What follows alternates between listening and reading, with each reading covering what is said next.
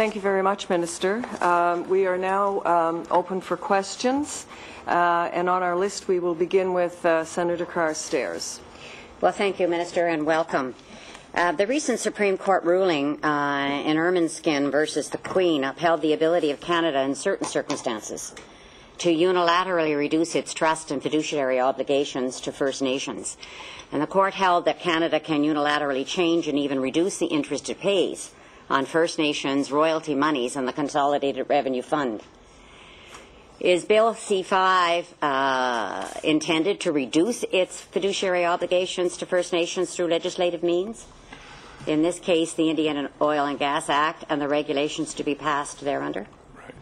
No, I mean, I won't get into the interpretation of the recent Supreme Court ruling, perhaps, but I can give assurances that this bill, the way we developed it, which has taken a number of years and many sessions with oil and gas producing First Nations, that the intent of the bill and the description of the bill is to incorporate provincial legislation as far as best practices goes. One of the unfortunate realities is that because this bill has not been updated for many years. Since this bill was last updated, the Alberta government has updated and amended their oil and gas regime 15 different times.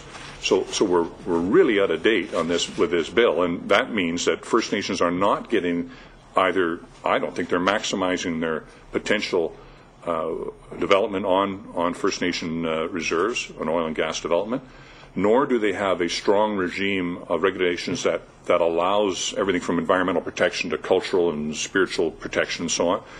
Nor do we have the legal remedies to force companies to clean up their act as far on everything from making sure they pay their royalties to making sure they clean up after they finish the economic development. All of this is incorporated in the amendments to the bill, and nothing takes away from the fiduciary obligations of the federal government.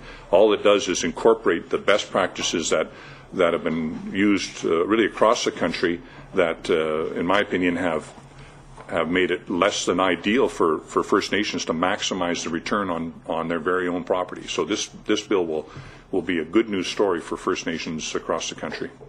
Well, in light of that, and in light of the fact that a number of pieces of legislation have come before Parliament in which we have specifically acknowledged either Section 35 of the Constitution or the fiduciary responsibilities of the federal government, why did you not put in to this bill a clause that would essentially recognize that this would in no way reduce your fiduciary obligations? Okay, I'll answer that, and then maybe I'll ask the justice lawyer to take up on a technical. Two things. One is that after many years of consultation and many meetings with the Indian Resource Council, with tribal councils, with many individual First Nation groups, we came up with a bill that we feel not only addresses the concerns that they raised during that consultation process, but also spells out very clearly what the federal Crown's obligations are, what the minister, in this case for me, but it'll be the Minister of Indian and Northern Affairs, what the obligations are that go with this office, and also some of the opportunities that will be there for First Nations, both on a protection side and a development side. But nothing in the bill takes away from the federal. Nothing certainly takes away from the Constitution, nor does it take away from the federal government's obligations. And quite typically in legislation, you include things that are specifically need to be mentioned or need to be clarified or need to be straightened out, if you will. But you don't add into it things that are a given when it comes to the constitutional realities of the country. And the constitutional realities are there is and we will maintain, and there will continue to be federal fiduciary responsibility for oil and gas development on First Nation lands. Now, all this spells out how we're going to do it, and I've also given a letter of comfort to the Indian Resource Council to assure them that nothing will happen, even on the regulatory side, till we have satisfaction and consensus there as well, because it's important to get those details right. But none of that takes away from the constitutional reality that Canada works under, and I'm pleased about that. But if I could ask also our technician to tell you the... Thank you. I'd just like to point out also that currently in the bill, the only section that hasn't been amended is the non-derogation clause in the Act. So Section 6 sub 2 is a non-derogation clause and hasn't been changed. So there was no intent in changing any of that. I'd like also to point out that the Supreme Court decision also has recognized that there's a fiduciary obligation by the whole scheme of the Act, and the Indian Act, and nothing in this Act has amended any of the sections that have been debated during the process in the Supreme Court. So at this point, nothing in this Act is aimed to address the issues that were addressed in the Supreme Court, and all it does is basically builds more foundation as to what currently is. And so. All right, my final question for this round has to do with specifically the government. I mean, if you look at the ruling that was made by the Supreme Court, it in fact gives the government the right to, under certain circumstances, reduce the royalty rates applicable. Is it your intention to reduce the royalty rates applicable to oil and gas production from Indian Reserve lands? No, I mean there's a provision here to make sure that market rates or what the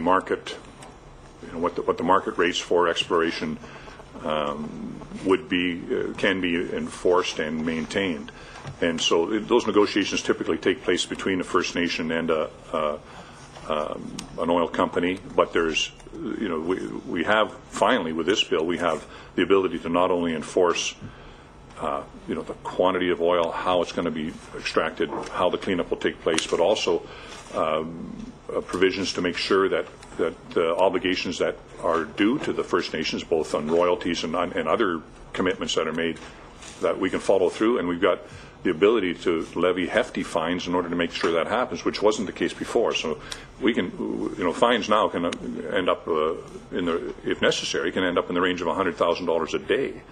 And so, there's not much doubt that we're going to get compliance with this Act. And in fact, there's some fuss in the industry that that there's too much, that we'll have too much for fines or too much pressure on them. But as far as I'm concerned, and as far as the legislation dictates, the entire effort is to make sure that the commitments made to First Nations, both on royalty regime, but on the rest of the package too, which is equally important in my experience with First Nations and around the country, the issues involving environment and cultural protection and so on are as important as the economic development opportunity.